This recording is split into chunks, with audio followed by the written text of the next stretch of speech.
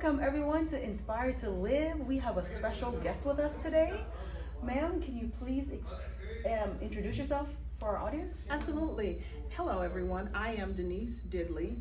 I reside in Tampa, Florida, and I am a coach for nurse practitioners, physician assistants, and estheticians interested in starting their own cosmetic practices. And I have the pleasure of being here today with my wonderful host, Dee Dee, and looking forward to being able to share more about myself. Wonderful. Isn't she lovely? Isn't she lovely? Okay. So let's begin with our first question, which is, Denise, why did you become an entrepreneur? So I chose to become an entrepreneur to allow myself to have more control over how I spend my time. And in doing so, after having a 19-year corporate career in a successful Fortune 500 company in the airlines industry, as much as I loved my career, I love my time and the ability to dictate and determine exactly where and how to use it. So I chose entrepreneurship because I am therefore able to create my own schedule and designate whether I want to work long days, short days, or no days, versus being dictated to a schedule of a 9 to 5, Monday through Friday, the typical or traditional schedule. So it gave me flexibility to dictate how I wanted to spend my time when I serve people. Absolutely. And many entrepreneurs, unfortunately, don't have that. Oh no, absolutely. So what is your top health concern as an entrepreneur? So my top health concern, I consider myself, first of all, relatively healthy in the sense of have a history of being an athlete, hence you see the height difference here with my good old friend. No. And so I was a athlete and athletic, and as I've grown out of the phases of actively doing that, I still exercise, I still am attentive to my health, but my biggest health concern is making sure that I prioritize my health.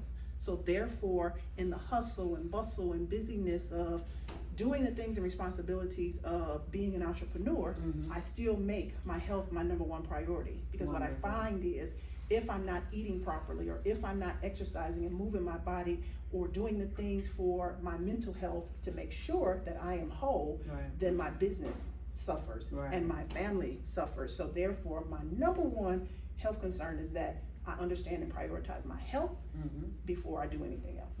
That's wonderful. So I make time for my health. That is a blessing, because unfortunately many entrepreneurs do it the opposite. Oh, absolutely. And I did as well at some point, but then I realized as I was doing more work for others than I was doing working on me, I can't do all the pouring and no receiving. And working out and prioritizing my health is pouring back into myself. Absolutely. Yeah, absolutely. So what is one thing you wish you had more time for as an entrepreneur? I wish I had more time to read. I am a reader. I'm an avid reader. And as an entrepreneur, my mentor, Myron Golden, just recently taught us that you want to make sure that as a coach, a teacher, a leader, that you are a mile deep and an inch wide, instead of the opposite, a mile wide and an inch deep. So I just would prefer to have the time to become more knowledgeable, not just in my area of what I do, but in all of the different areas, because that just allows me, as I'm serving other people, to not just be an expert in one thing, but to be able to provide a wealth of knowledge in many things. So if I had more time to read, I would be great. Okay. So how are you going to get that time? So my intention is to get that time by automating my business more. And as I automate my business more, as I build my dream team more, put the right people in place, the who, not the how, that's going to create more space and time for me. So that instead of trying to do things, as I delegate and create and automate, that's going to create the space and time where I will be a mile deep and an inch wide in my knowledge base. And unfortunately, many of us are a mile deep and an inch long, wide, Yes. on reality TV shows, television, partying, hanging out with our friends, but Absolutely. we're not generating more for our families and building that legacy. So what is one thing that you would advise maybe the younger entrepreneurs coming up regarding their health?